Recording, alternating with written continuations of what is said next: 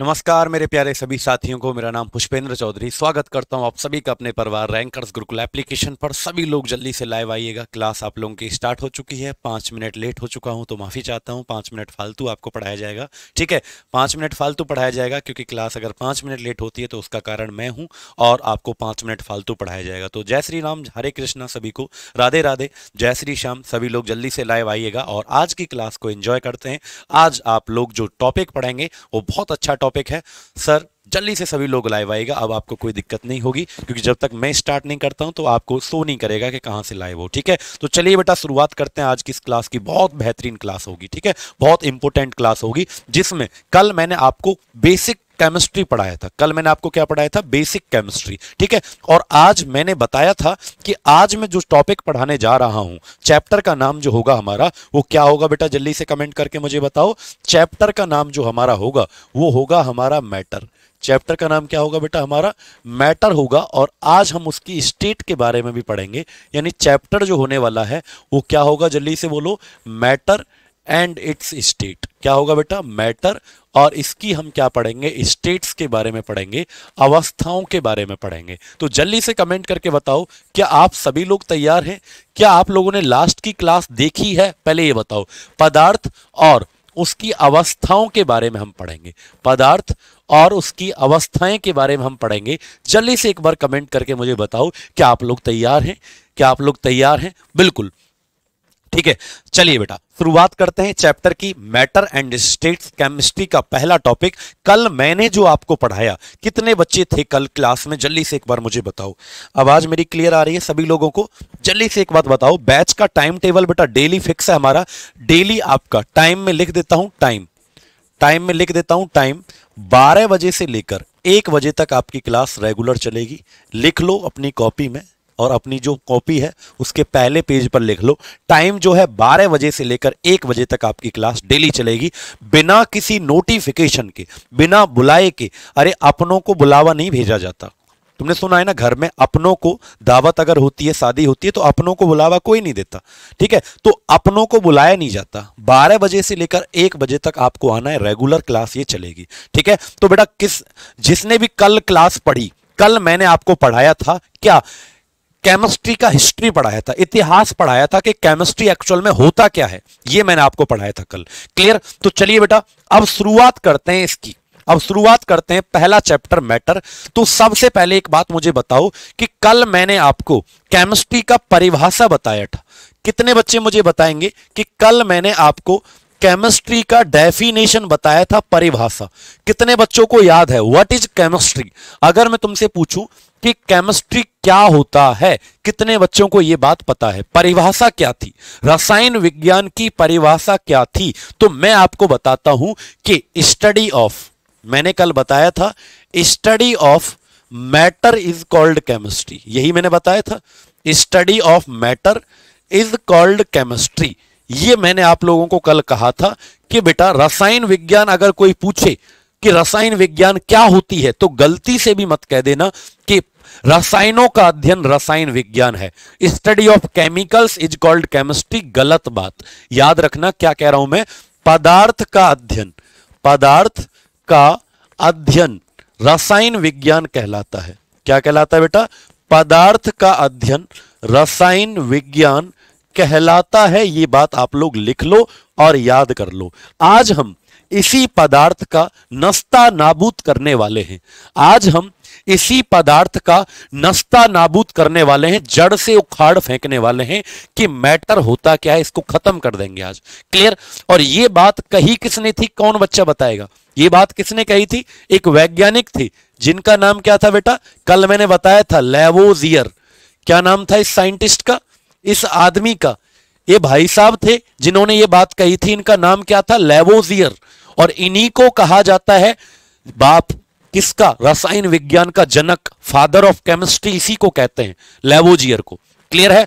बिल्कुल डीपली पढ़ाएंगे, एक एक चीज डिटेल में पढ़ाऊंगा, चिंता मत करो। ठीक है, चलो करते हैं शुरुआत। मैं हर चैप्टर की शुरुआत बिल्कुल जीरो से करता हूं और वहां तक लेकर जाऊंगा जहां तक तुम्हारे पेपर में कोई से भी एग्जाम की आप तैयारी कर रहे हो, किस भी एग्जाम की आप तैयारी कर रहे हो, ये मेरी जिम्मेदारी कि विज्ञान में जितने भी प्रश्न पूछे जाएंगे मेरी क्लास के बाहर कोई प्रश्न आपकी कॉपी में नहीं आ सकता, आपके पेपर में नहीं आ सकता। क्लियर? चलो अब सुनो ध्यान से। क्या अब मैं सुनो ध्यान से, अब मैं आपको बताने जा रहा हूं कि सर हमें मैटर पढ़ना है, यानी कि मैटर को पढ़ने से भैया, पदार्थ को पढ़ने से रसायन विज्ञान खत्म हो जाती है।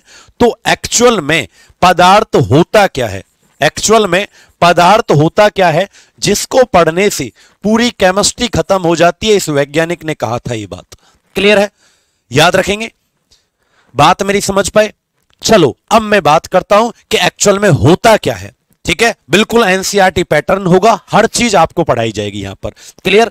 जीरो टू हीरो एकदम पढ़ाया जाएगा आप लोगों को। चलो चलें आगे। अब सुनो पदार्थ होता क्या है। बेटा पदार्थ होने की दो कंडीशन है, याद रखना। अगर कोई चीज पदार्थ है तो इसकी दो शर्त हैं। क्या है बेटा? अगर कोई चीज पदार्थ है तो इसकी दो शर्त होती हैं।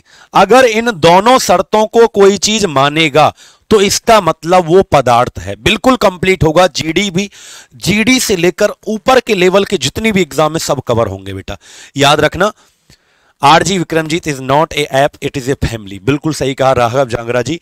आरजी विक्रमजीत परिवार है एक, ये एप्लीकेशन नहीं है, ये यूट्यूब नहीं है, ये एक परिवार है।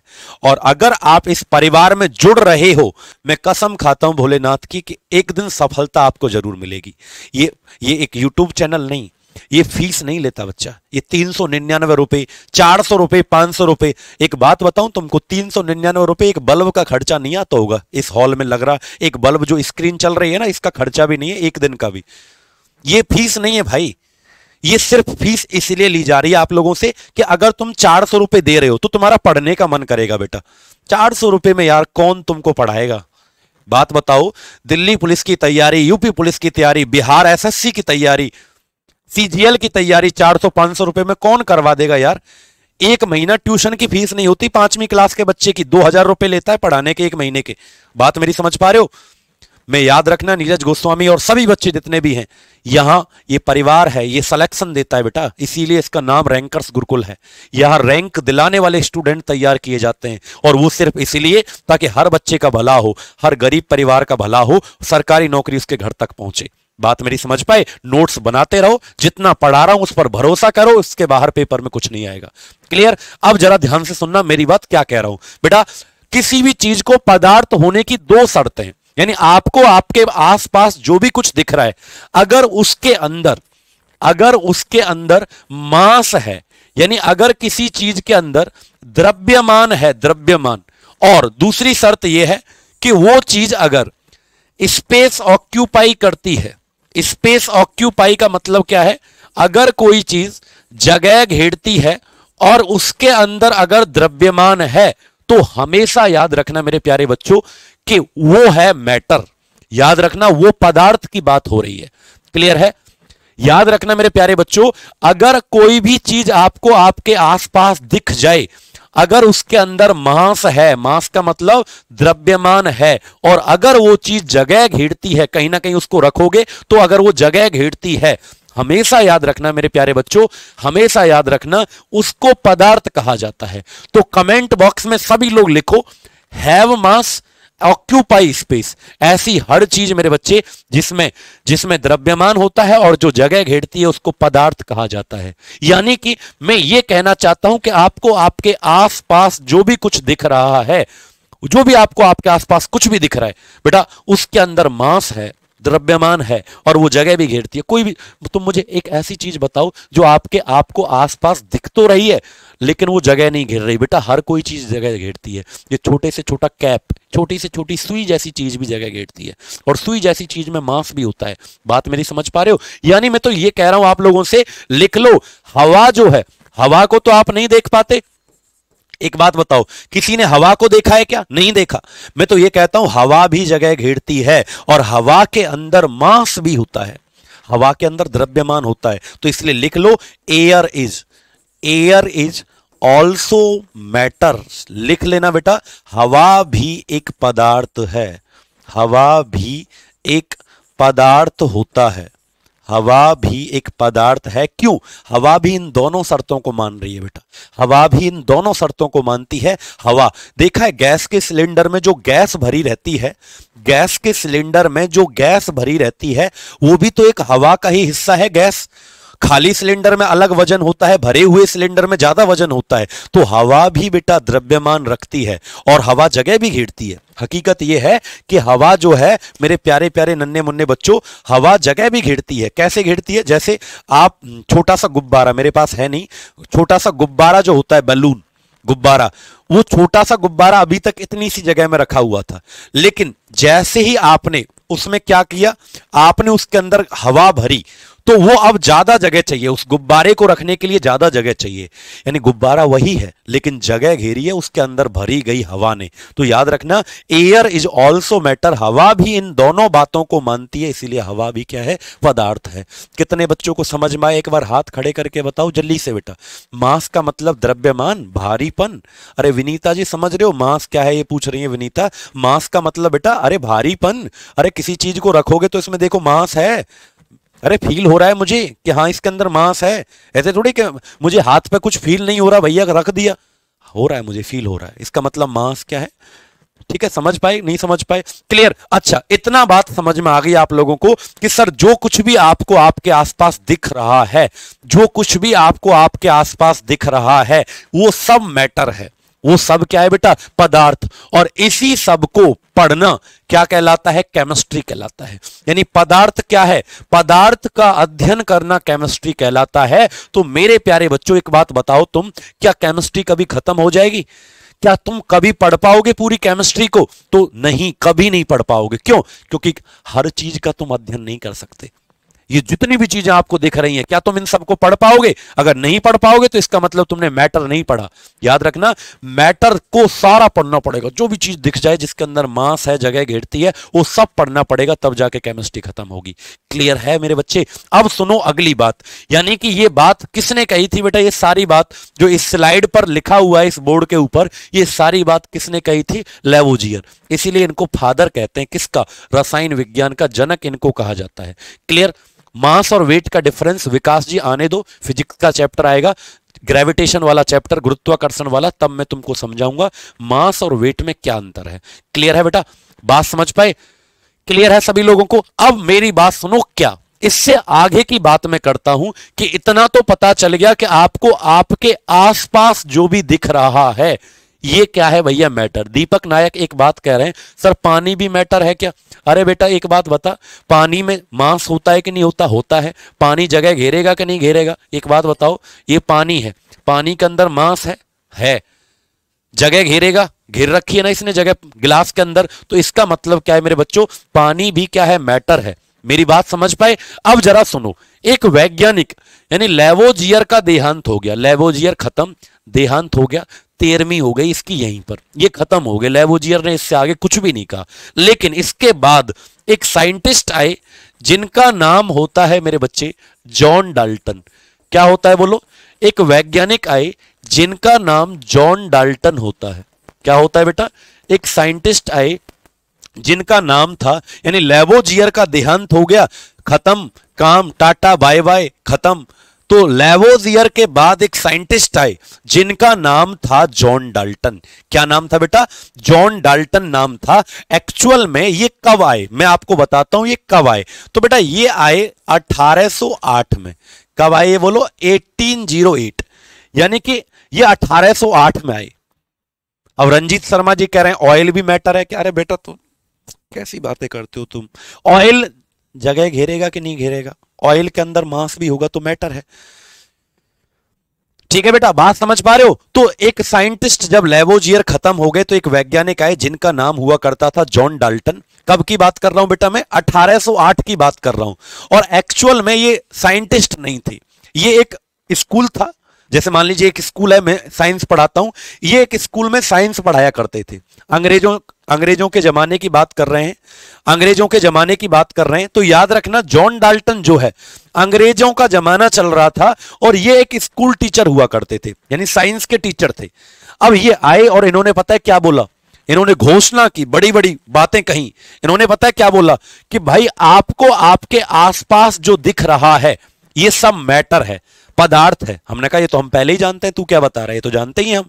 ये बोला कि जैसे हमारी बॉडी, हमारा शरीर, आपका शरीर, कोई भी बॉडी है, इसका सबसे छोटा यूनिट जो होता है, शरीर की सबसे छोटी इकाई कोशिका होता है, सेल। कोशिका का मतलब सेल होता है। लेकिन इन्होंने कहा कि मैटर का स्मॉलेस्ट यूनिट जो होगा, स्मॉलेस्ट यूनिट किसका, मैटर का, क्या होता है? इन्होंने बोला एटम होता है। इन्होंने कहा कि पदार्थ जो आपको आपके आसपास जो दिख रहा है पदार्थ, इसकी सबसे छोटी इकाई जो होती है वो परमाणु होता है। क्या होता है बेटा? परमाणु होता है। यानी इन्होंने एक बात कही कि पदार्थ की सबसे छोटी इकाई, पदार्थ की सबसे छोटी इकाई जो होती है वो क्या होता है बेटा? परमाणु होता है। ऐसा कहने वाला वैज्ञानिक कौन है, जल्दी से बताओ। ऐसा कहने वाला वैज्ञानिक कौन है? John Dalton. यानी इन्होंने बोला जैसे हमारा शरीर जो है, हमारा बॉडी, वो कोशिका से मिलकर बनता है, कोशिका का मतलब सेल, वैसे ही आपको जो भी मैटर दिख रहा है, जो भी चीज पदार्थ होती है, वो एटम से मिलकर बनती है, यानी परमाणु से मिलकर बनती है। यानी ये मार्कर, ये जल्दी से बताओ, ये मार्कर क्या है? ये मार्कर जो है, ये मार्कर मैटर है। ये मार्कर जो है ये मैटर है। मैटर का मतलब पदार्थ। क्यों? मार्कर के अंदर बेटा मास है। मार्कर के अंदर क्या है? मास, द्रव्यमान। और मार्कर को रखूंगा पॉकेट में तो ये जगह घेरेगा, तो इसका मतलब मार्कर क्या हुआ? पदार्थ। ऐसी हर चीज जो जगह घेरती है, जिसके अंदर मास होता है, वो क्या होता है? मैटर होता है। लेकिन इन्होंने बोला कि जॉन डाल्टन ने बोला कि कोई भी मैटर, यानी ये मार्कर जो है वो छोटे छोटे छोटे छोटे छोटे छोटे किससे मिलकर बना होगा? एटम यानी परमाणु से मिलकर बना होगा। ऐसा इन्होंने बोला। ठीक है, यानी याद रखना, याद रखना, पदार्थ की सबसे छोटी इकाई क्या होता है? परमाणु होता है। ऐसा इसने कहा। यानी ये चेयर, ये डस्टर, ये एसी, ये कुछ भी जो आपको आपके आसपास दिख रहा है, ये फोन, ये मोबाइल, लैपटॉप, कुछ भी जो आपको आपके आसपास दिख रहा है, ये सब क्या है बेटा? मैटर। और ये सब छोटी छोटी यूनिट से मिलकर बना है, छोटी छोटी इकाई से मिलकर बना है, जिसे क्या कहते हैं बेटा? परमाणु कहते हैं। ठीक है, जिसे परमाणु कहते हैं, याद रखेंगे।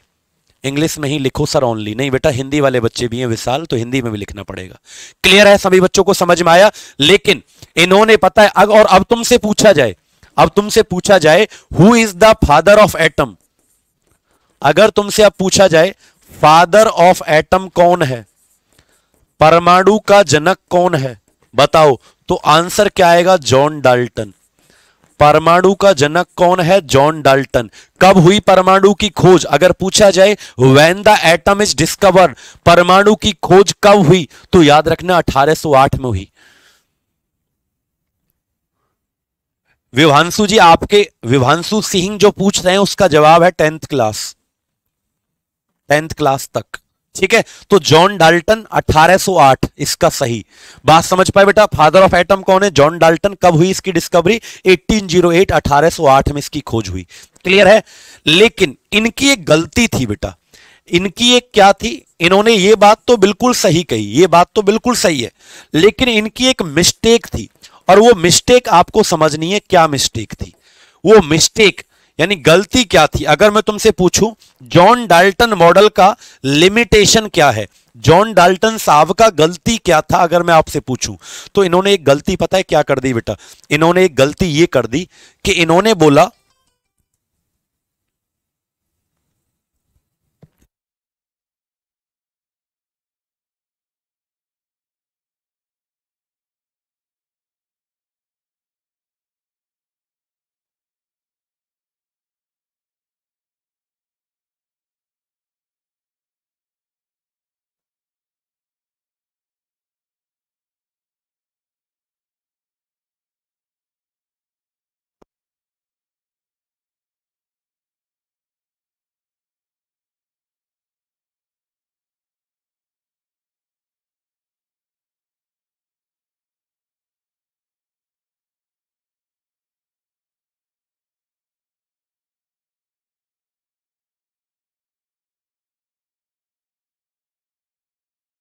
क्लियर? तो सुनो बेटा, अपलोड करवा दो सिलेबस। बेटा कल की क्लास में सिलेबस अपलोड करवाया था मैंने, आपको नहीं मिला क्या? माफी चाहता हूं, एक कॉल आ गया था अर्जेंटली तो उससे बात मुझे करनी पड़ी, 1 मिनट के लिए माफी चाहता हूं। तो मैंने क्या कहा बेटा, जॉन डाल्टन जो है इनकी एक मिस्टेक है, इनकी एक कमी है। पता है क्या कमी है? इन्होंने एक बात बोली कि एटम जो होता है ये इतना छोटा होता है, परमाणु, यानी ये मार्कर जो है किससे मिलकर बना है? एटम, परमाणु। तो इनकी एक डिमेरिट है, डिमेरिट का मतलब कमी। गलती क्या है? इन्होंने बोला कि atom can not be divided, यानी कि जो परमाणु होता है इसको डिवाइड नहीं किया जा सकता। यानी इन्होंने बोला परमाणु परमाणु विभाजित नहीं किया जा सकता। क्या नहीं किया जा सकता? परमाणु विभाजित नहीं किया जा सकता। इन्होंने कहा, इन्होंने एक बात बोली कि परमाणु जो है वो विभाजित नहीं किया जा सकता। किसने कही ये बात बेटा? इन्होंने कहा, जॉन डाल्टन। और ये बात सरासर एकदम गलत है, ये बात सरासर गलत है, क्योंकि आने वाले टॉपिक में, आने वाले क्लास में मैं आपको पढ़ाऊंगा, मैं आपको एक चैप्टर आएगा, मैं उसमें आपको पढ़ाऊंगा कि एटम जो होता है परमाणु, एटम जो होता है परमाणु, मैं क्या पढ़ाऊंगा आपको आने वाले चैप्टर में कि परमाणु जो होता है इसके अंदर एक नाभिक पाया जाता है। क्या पाया जाता है बेटा इसके अंदर? परमाणु के अंदर पाया जाता है नाभिक, और नाभिक के अंदर दो लोग रहते हैं, एक प्रोटॉन और एक क्या होता है बेटा? न्यूट्रॉन। और बाहर कौन घूमते रहते हैं इसके बाहर? इसके बाहर घूमते रहते हैं इलेक्ट्रॉन। इसके बाहर कौन घूमते रहते हैं? इलेक्ट्रॉन, नाभिक के बाहर। और ये बेवकूफ, किस बेवकूफ की बात कर रहा हूं मैं बात कर रहा हूं जॉन डाल्टन बेवकूफ की।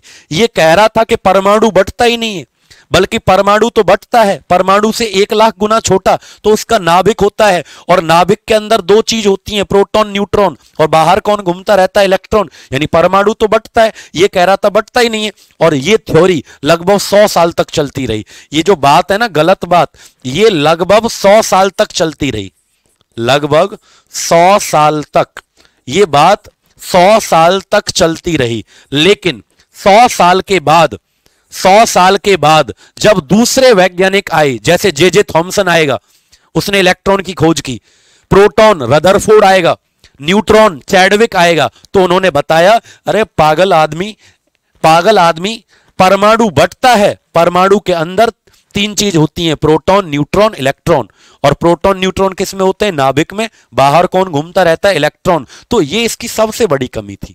ये किसकी क्या थी बेटा? सबसे बड़ी कमी थी। बिल्कुल, बात मेरी समझ पाए? कितने बच्चों को ये बात समझ पाई जल्दी से बताओ। लेकिन लगभग 100 साल तक ये गलत बात चलती रही कि परमाणु बढ़ता नहीं है, परमाणु बढ़ता नहीं है, ये गलत बात थी बेटा। क्लियर? कितने बच्चों को ये बात समझ में आई? अप्रोक्सीमेट 100 ईयर्स तक ये बात चलती रही। क्लियर है सभी को? हाथ खड़ा करके बताओ कितने बच्चों को ये बात समझ में आई।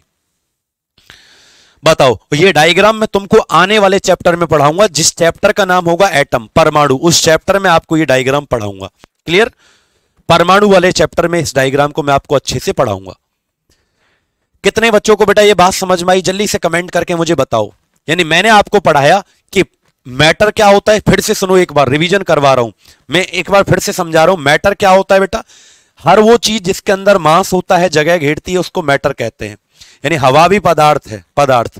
किसने कही थी ये बात? लेवोजियर, इसलिए इनको रसायन विज्ञान का फादर कहते हैं, जनक कहते हैं, फादर ऑफ केमिस्ट्री। फिर मैंने कहा मैटर की सबसे छोटी यूनिट, यानी जो भी आपको आपके आसपास दिख रहा है ये सब एटम से मिलकर बनता है, परमाणु। ये किसने कही थी? 1808 में जॉन डाल्टन ने कही, इसलिए इनको फादर ऑफ एटम कहते हैं। इनकी गलती ये थी कि इन्होंने ये कह दिया गलती से कि एटम डिवाइड नहीं हो सकता।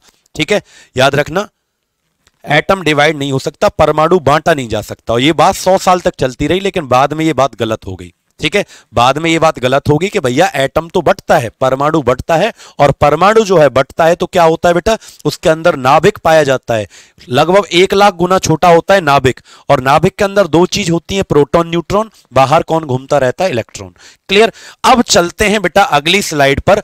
अब तुम मुझे एक बात बताओ, अगर मैं तुमसे पूछूं क्या कि आपको आपके आसपास जो भी दिख रहा है सब क्या है बेटा? मैटर है। आपको आपके आसपास जो भी दिख रहा है सब क्या दिख रहा है बेटा? मैटर। मैटर का मतलब पदार्थ। तो मेरा सवाल, कान खोलकर, दोनों कान खोलकर सुनना, कि आपको मैटर कितनी स्टेट में दिखता है? अगर मैं आपको पूछूं कि आपको ये जो पदार्थ है ये कितनी अवस्थाओं में दिखता है, how many state of matter, जैसे ये आपको दिख रहा है सॉलिड, ये आपको दिख रहा है सॉलिड, ये पानी आपको दिख रहा है लिक्विड, ये भी मैटर है, ये भी मैटर है, पदार्थ क्योंकि जगह घेरता है और जिसमें क्या होता है, मास होता है, द्रव्यमान। क्लियर? तो बताओ बेटा, जल्दी से बताओ मुझे क्या कि पदार्थ की कितनी अवस्थाएं होती हैं, कौन कमेंट बॉक्स में बताएगा, जल्दी से बताओ। How many state of matter, पदार्थ की कितनी अवस्थाएं होती हैं, कमेंट बॉक्स में मुझे जल्दी से बताओ।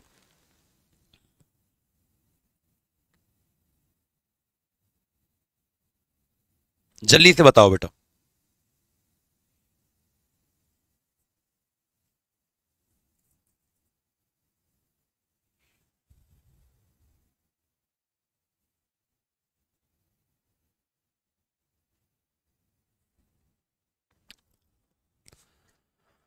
तो बहुत सारे बच्चे दे रहे हैं, 2 3 4 5, सबके अलग अलग जवाब। तो बेटा सुनो, हेडिंग डालो स्टेट्स ऑफ मैटर। हेडिंग क्या डालोगे? स्टेट्स ऑफ मैटर, पदार्थ की अवस्थाएं लिखो, पदार्थ की अवस्थाएं, पदार्थ की अवस्थाएं, हेडिंग डाल लीजिए सभी लोग। पदार्थ की अवस्थाएं कितनी होती हैं? ना तो 2, ना तो 3, ना 4, आंसर आएगा करेक्ट 5। दिव्या पूछ रहे हैं कौन सी बुक पढ़ें? बेटा बुक नहीं पढ़नी है, सिर्फ आपको नोट्स पढ़ने हैं बच्चे, ठीक है, बुक नहीं पढ़नी है कोई भी। तो आंसर क्या है बेटा सही इसका? बोलो 5। याद रखना 5 सही जवाब। कौन कौन सी? बचपन से आपने देखो, बहुत सारे बच्चे 3 दे रहे हैं क्योंकि बचपन से आपने 3 पढ़ी है। छोटी छोटी मैडम जो आपको पढ़ाया करती थी स्कूल में, आई कार्ड लटका के ऐसे रट्टा मरवाती थी, ठोस द्रव गैस, सॉलिड लिक्विड गैस, रट्टा मारते थे तुम, तो गलत है वो। 3 नहीं होती, 5 होती हैं। याद रखना कितनी होती है? 5। पहला होता है सॉलिड, लिख लो एक बार इनको, फिर एक एक करके पढ़ेंगे। ठोस, दूसरा होता है बेटा लिक्विड, द्रव, तीसरा होता है गैस, तीसरा क्या है मेरे बच्चे? गैस। चौथा लिखो बच्चा प्लाज्मा, चौथा क्या है बोलो? प्लाज्मा। और 5वां लिखो बेटा बोस आइंस्टीन कंडेंसेट। क्या लिखेंगे बेटा? 5वां लिखो बोस आइंस्टीन कंडेंसेट। 5 अवस्थाएं हमारी होती हैं, इनके पहले एक बार नाम लिख लो आप लोग, बोस आइंस्टीन कंडेंसेट। ठीक है, ये 5 अवस्थाओं के जल्दी से नाम लिख लो। बहुत बहुत धन्यवाद योगेश्वरी एरवर। ठीक है, तो कितनी अवस्थाएं होती हैं बेटा? पदार्थ की 5 अवस्थाएं होती हैं, ठोस, द्रव, gas, plasma, Bose Einstein condensate. चलिए बेटा अब हम बात करते हैं इनकी एक एक करके। तो पहले हम इन तीनों को एक साथ पढ़ेंगे, यानी ठोस, द्रव, गैस को एक साथ निपटा देते हैं, फिर चौथे वाले पर चलेंगे और फिर किस पे चलेंगे? 5वें वाले पर। ठीक है, अब मुझे जरा आप एक बात बताओ। देखो एक बच्चा बार बार कमेंट कर रहा है कि सर आपका आपसे कांटेक्ट कैसे हो सकता है? तो भैया देखो टेलीग्राम चैनल ज्वाइन कर सकते हो, साइंस बाय पुष्पेंद्र सर, और आप rankers Gurukul Telegram channel join कर सकते हो, rankers Gurukul official Telegram channel.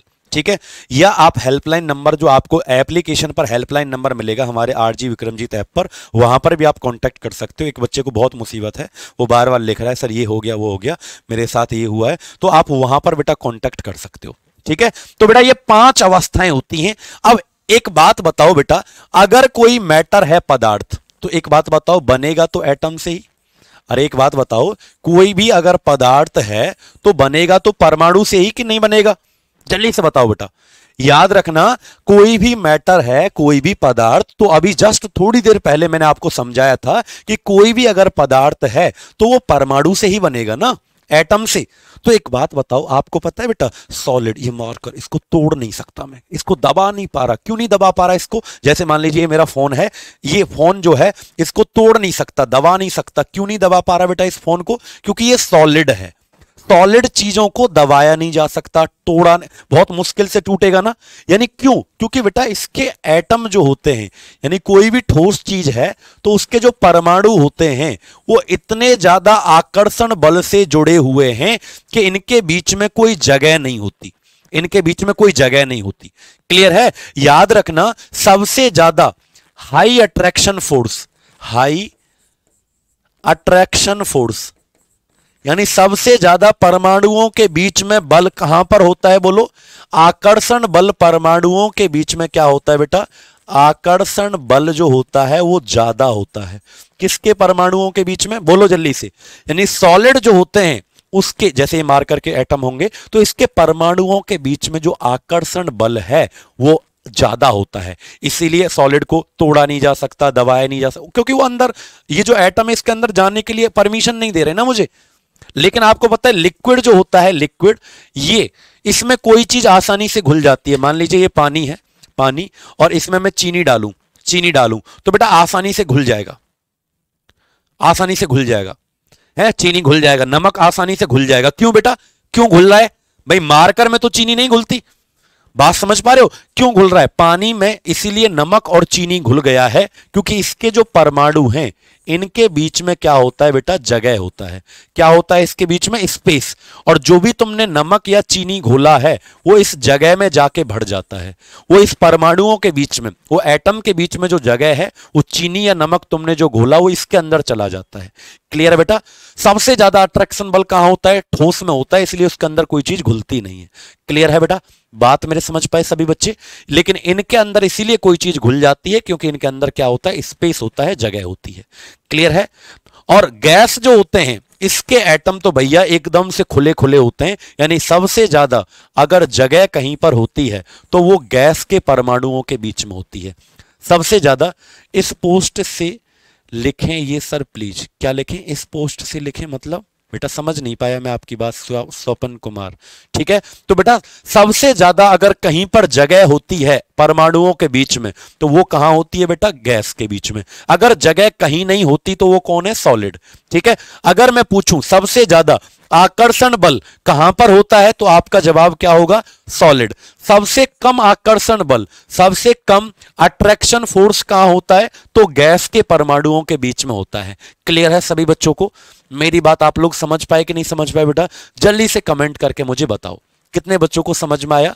सबसे कम अट्रैक्शन कहां होता है, गैस, सबसे ज्यादा कहां होता है, सॉलिड। ठीक है, अब अगला पॉइंट समझो। अगर मैं आपको एक बात और समझाऊं, अगर मैं आपको एक बात और समझाऊं कि बेटा ये जो लिक्विड और गैस होते हैं, यानी लिक्विड और गैस जो होते हैं इनका कोई निश्चित आकार नहीं होता। पता है कैसे, इनका कोई निश्चित आकार नहीं होता। सॉलिड बेटा शुगर है राजेश जी, ठीक है। अब सुनो मेरी बात, क्या कि जैसे ये पानी है, देखो पानी है, अगर इस पानी को मैं कटोरे में खिला लूं, कटोरा जानते हो, या कटोरी में खिला लूं, या किसी बर्तन में और में खिला लूं, तो याद रखना सॉलिड जो होता है इसका एक निश्चित आकार होता है। लेकिन लिक्विड और गैस, द्रव और जो गैस है इसका कोई निश्चित आकार नहीं होता। जिस बर्तन में आप लिक्विड और गैस को रखोगे वो वैसा ही आकार हो जाता है जैसा बर्तन का है। मान लो इसको, इस पानी को मैं इसमें खिला दूं, इस गिलास के पानी को मैं इसमें खिला दूं तो बेटा वैसा ही हो जाएगा कि नहीं हो जाएगा। यानी कि पानी को जिस बर्तन में रखोगे वो वैसा ही उसका आकार हो जाएगा जैसा बर्तन का है। ठीक है, गैस को जिस बर्तन में रखोगे वैसा ही आकार हो जाएगा जैसा बर्तन का है।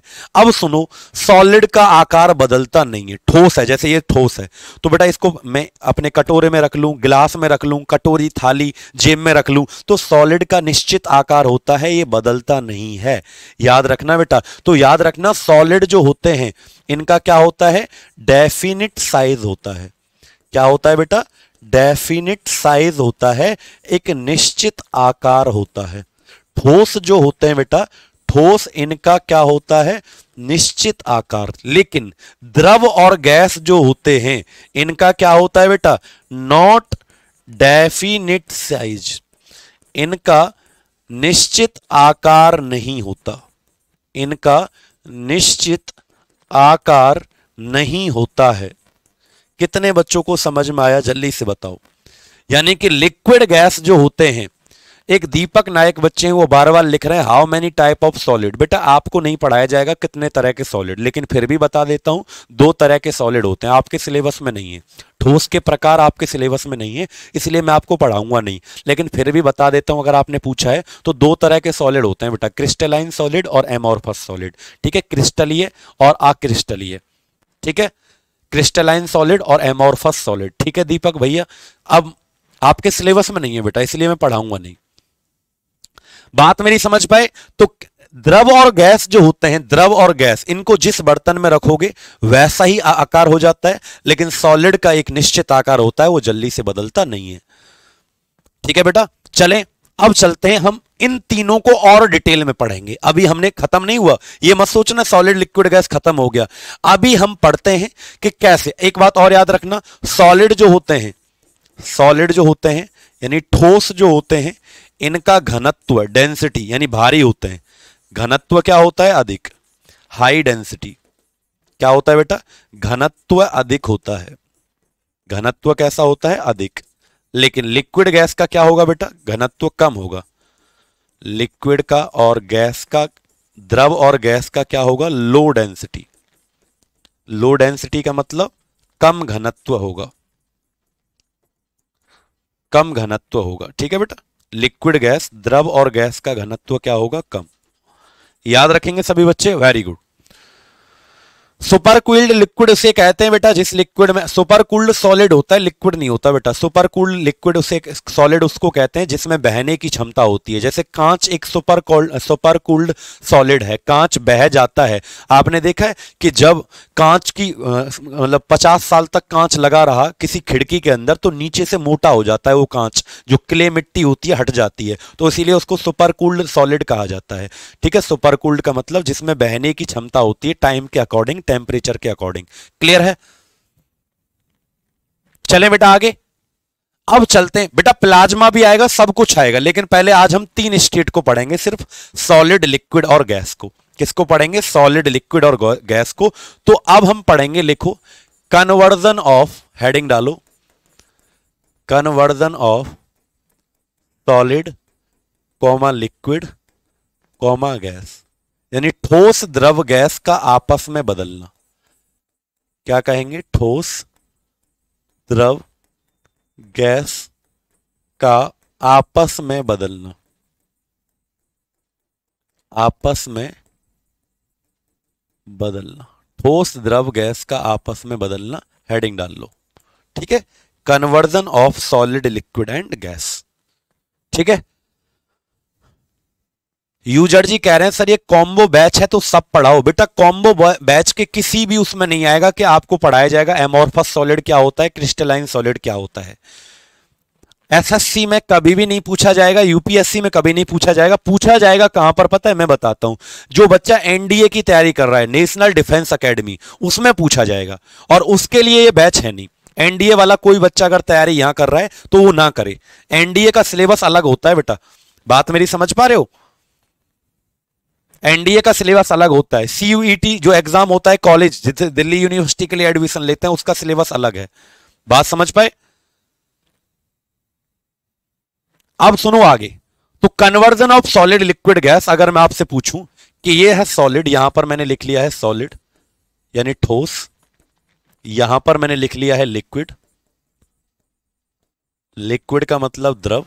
बेटा एक एक से चलेंगे। एक बच्चा कह रहा सर सीधा प्लाज्मा पढ़ा दो, तो बेटा प्लाज्मा सीधा नहीं पढ़ाया जाएगा, पहले हर बच्चे को पढ़ाया जाएगा। यहां पर एक ऐसा भी बच्चा है जो कुछ नहीं जानता, उसको भी पढ़ाया जाएगा। चिंता मत करो, सबका लेवल धीरे धीरे आता जाएगा। ठीक है, और इधर मैं लिख लेता हूं गैस। अगर तुम जानते हैं तो फिर जवाब दो ना। अगर आप लोग जानते हैं तो फिर मुझे बेटा हेल्प करो मेरी, कि अगर कोई सॉलिड है, अगर वो लिक्विड में बदल जाए, कौन सी प्रोसेस होगी? अगर आप लोग जानते हैं तो बताओ।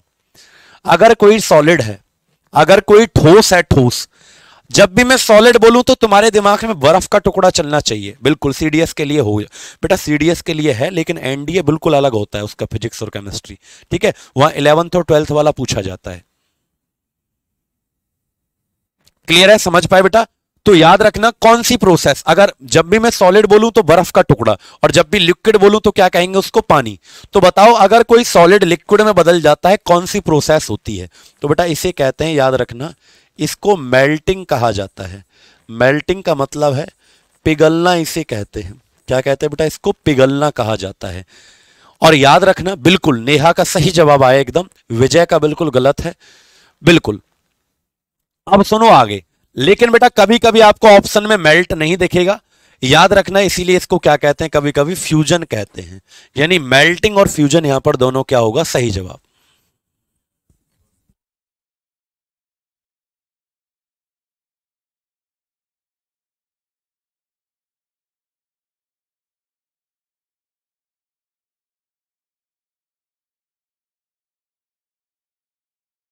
फ्यूजन, मेल्टिंग और फ्यूजन दोनों क्या होंगे, सही जवाब। अच्छा अगला बताओ, अगर मैं पूछूं कोई लिक्विड है और वो सॉलिड में बदल जाता है, बताओ।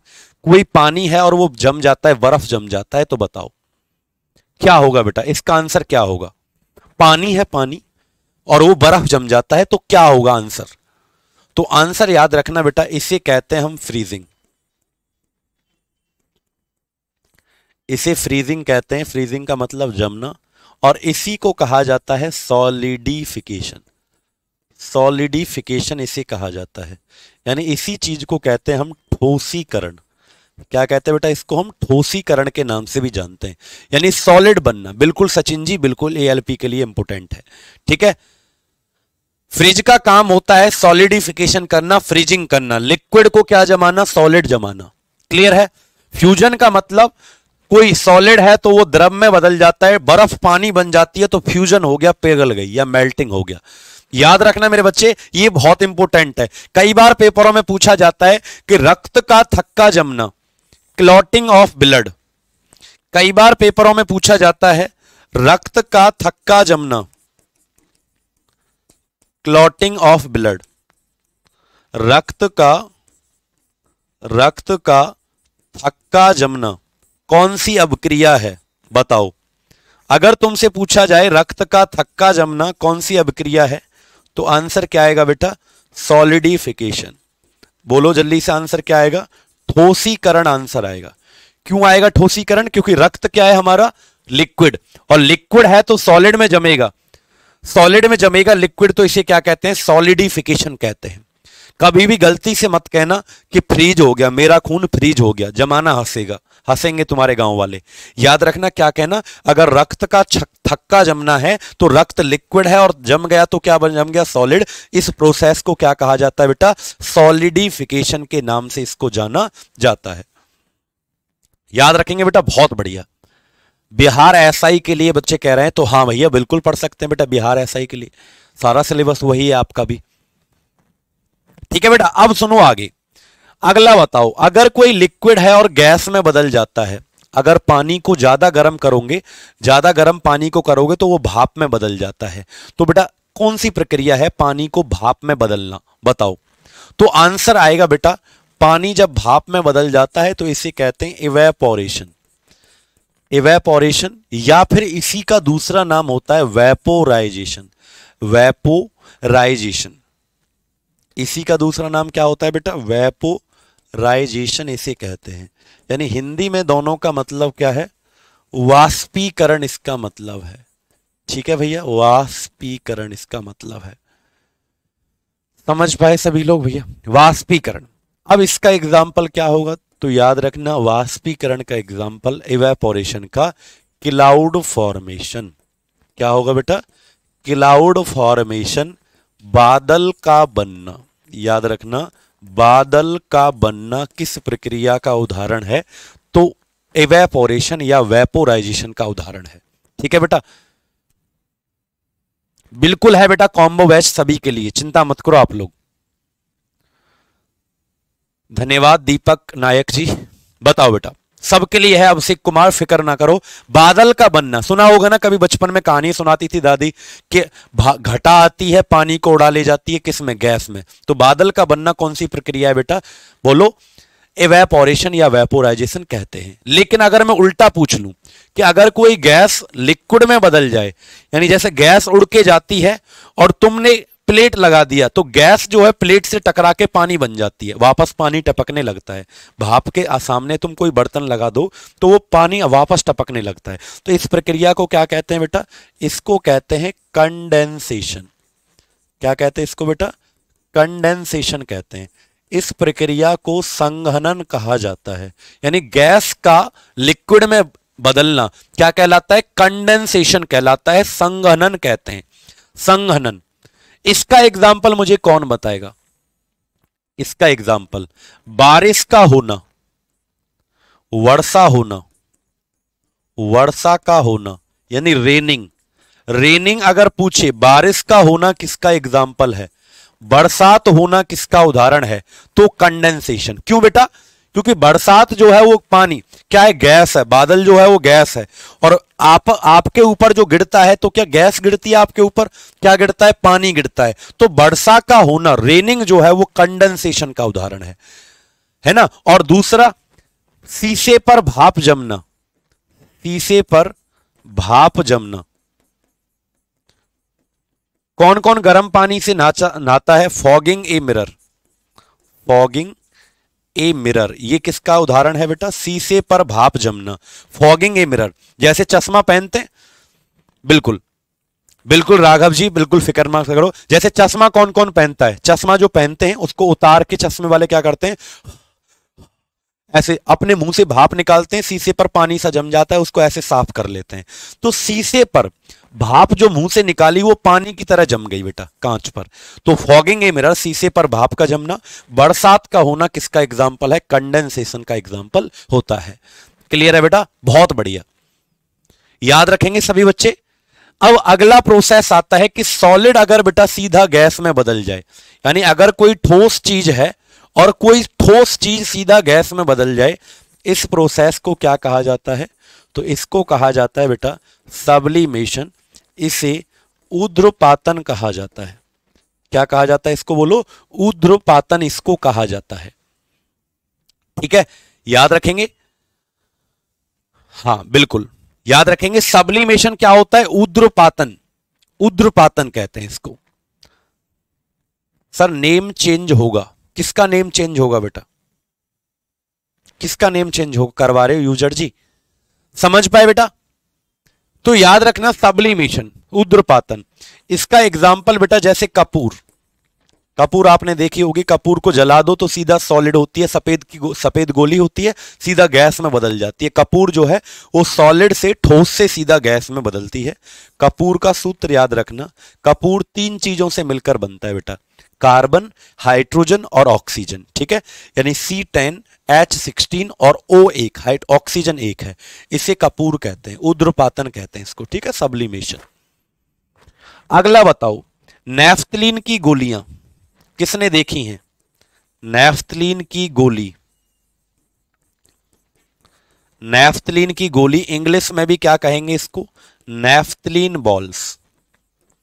किस किस ने देखी है नैफ्थलीन की गोली, वॉशरूम में रखी रहती है ना, सफेद कलर की 5-6 रख देते हैं, लड़के लोग तो जानते होंगे टॉयलेट करते हैं, तो मतलब वो स्मेल को कम करते हैं, वॉशरूम में क्या है स्मेल को कम करते हैं, नैफ्थलीन की गोलियां।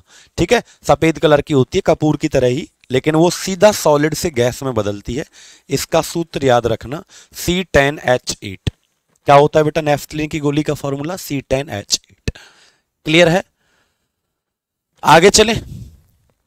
अब सुनो आगे, आयोडीन, आयोडीन भी सब्लिमेशन का एग्जाम्पल है, यानी सॉलिड से सीधा गैस में बदलती है आयोडीन। अगला सुनो, सॉलिड CO2 यानी ठोस कार्बन डाइऑक्साइड। बेटा ठोस कार्बन डाइऑक्साइड बहुत इंपॉर्टेंट है, कई बार पेपरों में पूछा गया है। और ठोस कार्बन डाइऑक्साइड को ड्राई आइस भी कहा जाता है। क्या कहा जाता है इसको, शुष्क बर्फ के नाम से भी जाना जाता है, यानी सूखी बर्फ कहा जाता है। याद रखना सॉलिड CO2 को, ठीक है, सॉलिड CO2 को, ठोस कार्बन डाइऑक्साइड को ड्राई आइस भी कहा जाता है। बच्चे कह रहे हैं सर टेलीग्राम पर भी है, तो बताया था science by Pushpendra sir, Telegram पर ज्वाइन कर सकते हैं। ठीक है, या रैंकर्स गुरुकुल किसी को भी ज्वाइन कर लो, सब एक बात है। ठीक है, मेरा कमेंट नहीं जा रहा है सर, क्या करें सागर भाई, कमेंट तो आपका आ रहा है, फिर हम कैसे पढ़ पा रहे हैं। तो याद रखना ठोस कार्बन डाइऑक्साइड, भाई कौन सी, देखो हम जो सांस लेते हैं ऑक्सीजन गैस, छोड़ते हैं तो कौन सी गैस, कार्बन डाइऑक्साइड। अगर ये कार्बन डाइऑक्साइड बेटा सॉलिड फॉर्म में हो, ठोस रूप में हो, तो याद रखना इसी को कहा जाता है सूखी बर्फ, ड्राई आइस।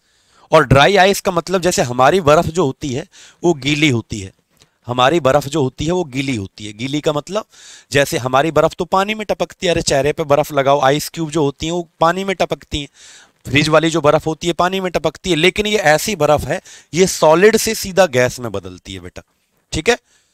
जब मरीज को ज्यादा चोट लग जाती है, मान लो सर फट गया उसका, मरीज का पेशेंट जो होता है हॉस्पिटल में, आपने देखा होगा एक्सीडेंट हो गया, सर फट गया, तो डॉक्टर क्या कहता है कि भैया इसका ऑपरेशन तब करेंगे, यानी इसमें टांके तब लगाए जाएंगे जब इसको आप ठंडा करोगे, क्योंकि गर्म चीज में ऑपरेशन नहीं करते हैं, तो उसको फिर सॉलिड CO2 यानी सूखी बर्फ से ठंडा किया जाता है। ऐसे नंगे हाथों से नहीं पकड़ते, जैसे अपनी वाली बर्फ को पकड़ लेते हैं नंगे हाथों से, नहीं बेटा, छाले पड़ जाएंगे अगर नंगे हाथों से इसको पकड़ा। इसको ग्लव्स पहन के पकड़ा जाता है, डॉक्टर पकड़ लेते हैं और इसका प्रयोग ऐसे ठंडी ठंडी भाप निकलती है जिससे शरीर ठंडा हो जाता है। ठीक है।